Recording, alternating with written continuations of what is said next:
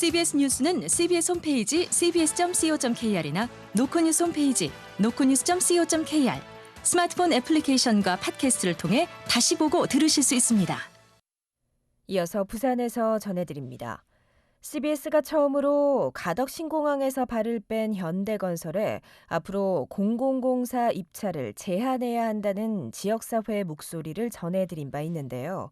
현대건설이 결국 백스코 제3전시장 공사 참여도 포기하기로 했습니다. 강민정 기자가 보도합니다. 가덕도 신공항 공사에서 공사 기간을 연장해달라며 일방적으로 철수했던 현대건설이 백스코 제3전시장 건립 사업에도 참여하지 않겠다고 부산시에 공식 통보했습니다. 현대건설은 최근 부산시 건설본부에 공사비 2,500억 원 규모의 백스코 전시관 건립 사업에 참여 의사가 없다는 공문을 제출하며 사업을 포기했습니다. 앞서 CBS가 지난 4월 현대건설의 입찰 시도를 지적 보도한 뒤 정치권과 시민사회의 비판이 잇따랐습니다.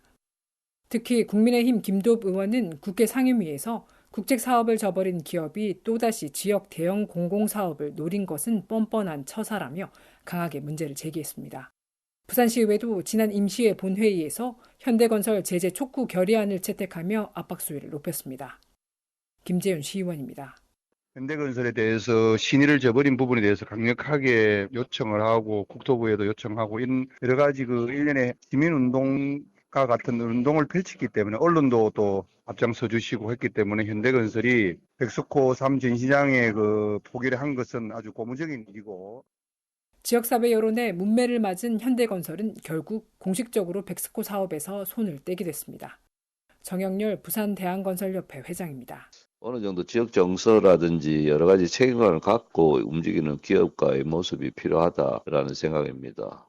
지역건설업계는 시민과 언론, 정치권의 목소리가 현대건설을 물러서게 했다며 환영의 뜻을 밝혔습니다. CBS 뉴스 강민정입니다. 부산을 대표하는 축제인 해운대 빛축제가 또다시 논란에 휩싸였습니다.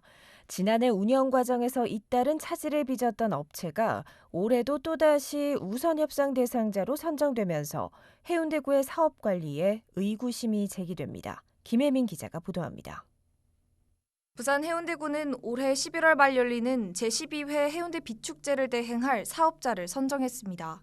올해는 4개 업체가 경쟁했는데 문제는 지난해 운영 차질로 논란을 빚었던 업체가 또다시 1순위 협상 대상자로 선정된 겁니다.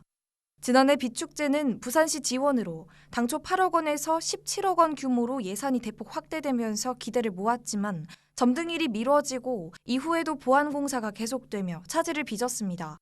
결국 준비 미흡으로 비판받은 업체가 올해도 또다시 높은 점수를 받아 선정된 건데 이 때문에 벌써부터 뒷말이 나옵니다. 이런 상황에서 해운대구가 부적격자와 잇따라 계약을 체결했다는 시 감사 결과도 나오면서 업체 선정 과정 전반에 의구심이 커지고 있습니다. 해운대구는 명확하지 않은 용역 실적을 인정하고 위원 평가 점수를 잘못 옮겨 적는 등 계약을 부적절하게 처리한 사실이 다수 적발됐습니다. 또 외부 전문가들로 꾸리는 제안서 평가위원회에 내부 공무원을 포함시키는 등 규칙을 위반한 사실도 드러났습니다. 해운대구는 올해 내부 직원을 평가위원회에서 배제하는 등 업체 선정 과정 전반을 공정하게 진행했다는 입장입니다.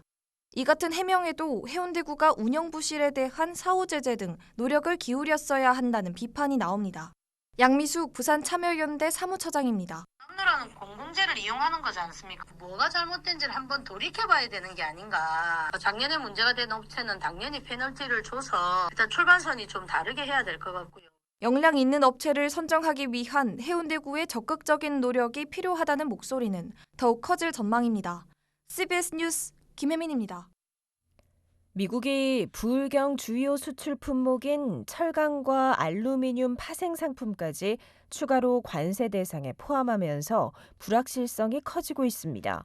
가뜩이나 미국의 관세 폭탄에 위축한 관련 업종들은 대응책 마련에 엄두도 내지 못해 발만 동동 구르고 있습니다. 김혜경 기자가 보도합니다. 미국이 관세 부과 대상인 철강 알루미늄 파생 상품을 기존 60개에서 407개로 대폭 확대하자 업계에서는 혼란이 가중하고 있습니다. 관세 부과 품목은 기계류와 부품, 자동차 부품, 전자기기 부품 등인데 관세 코드 부과 대상이 세밀하게 나눠져 있습니다. 부산, 울산, 경남의 주력 업종인 철강과 자동차 기업들은 자사가 생산하는 제품이 관세 부과 대상인지 확인하느라 진땀을 빼는 모습입니다. 부산이 미국으로 수출하는 품목 중 가장 큰 부분을 차지하는 철강업계는 미국의 관세 악재에 중국의 저가 물량 공세로 이중고를 겪고 있습니다. 미국 현지에서 단가를 더 낮추려는 압박이 현실화하면 언제까지 버틸 수 있을지 미지수입니다. 미국이 철강과 알루미늄 제품에 품목 관세 25%를 부과한 이후 부산의 수출이 실제 타격을 받고 있습니다. 지난 6월까지 부산의 대미 수출액은 1억 6천만 달러로 지난해보다 16% 줄었는데 앞으로 관세 품목이 확대하면 더 쪼그라들 것으로 보입니다. 부산의 전체 대미 수출도 타격을 입고 있습니다. 7월 부산의 대미 수출액은 지난해보다 2.3% 줄었고 올해 7월까지 누적 대미 수출액도 4.9% 감소했습니다. 업계에서는 한미 정상회담 이후 우리 정부의 구체적인 대응책이 나와야 이렇다 할 대책을 마련할 수 있을 것이라며 미국발 관세 불확실성이 뉴노멀이 된 상황을 힘들게 버티고 있습니다. CBS 뉴스 김혜경입니다. 임금을 제대로 지급하지 않거나 근로시간 한도를 어긴 부울경 지역 제조업체들이 무더기 적발됐습니다. 부산고용노동청이 지난 3월부터 석 달간 부산과 울산, 경남 지역 제조업체 278곳을 상대로 근로감독에 나선 결과 275곳에서 노동관계법 위반 사례 1,323건을 적발했습니다. 적발된 업체들이 임금과 각종 수당, 퇴직금 등을 체불한 액수는 16억 8천만 원에 달했고 납품 기한을 맞추기 위해 주 52시간 근로시간 제한을 위반한 사례가 많았습니다. 부산시가 해양수산부와 관련 공공기관 이전을 계기로 글로벌 해양허브도시 추진위원회를 꾸려 본격 운영합니다. 위원회는 해양 역량을 결집할 수 있는 산업계, 해양연구기관, 해양금융, 대학, 시민단체 등 60여 개 기관이 참여합니다. 앞으로 위원회는 부산이 해양 허브 도시로 성장하기 위해 필요한 산업과 대학 연구, 개발 분야에 대해 먼저 고민해 정책을 만들어 정부에 제시할 계획입니다. 오늘 오전 11시 50분쯤 부산 사상구 모라동의 한 아파트에서 불이 나 20여 분 만에 꺼졌습니다. 이 불로 집 내부가 불타 소방서 추산 500만 원 상당의 재산 피해가 발생했고 아파트 주민들이 대피하는 소동이 빚어졌지만 다친 사람은 없었습니다. 경찰과 소방당국은 베란다에서 충전 중이었던 보조 배터리에서 불이 난 것으로 보고 정확한 화재 원인을 조사하고 있습니다.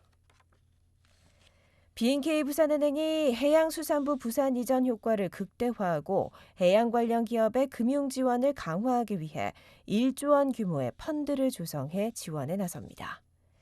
부산은 내일 새벽부터 5에서 60mm의 비가 내리는 곳이 있겠습니다. 부산 전역에 폭염 경보가 발효 중인 가운데 내일도 낮 기온은 32도까지 올라 덥겠습니다.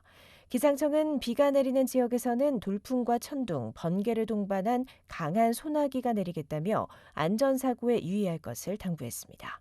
부산의 현재 기온은 30.7도, 습도는 73%입니다. CBS 저녁 종합 뉴스를 마칩니다. 지금까지 진행해 기술 차유진, 기자 김혜민, 아나운서 김정현이었습니다.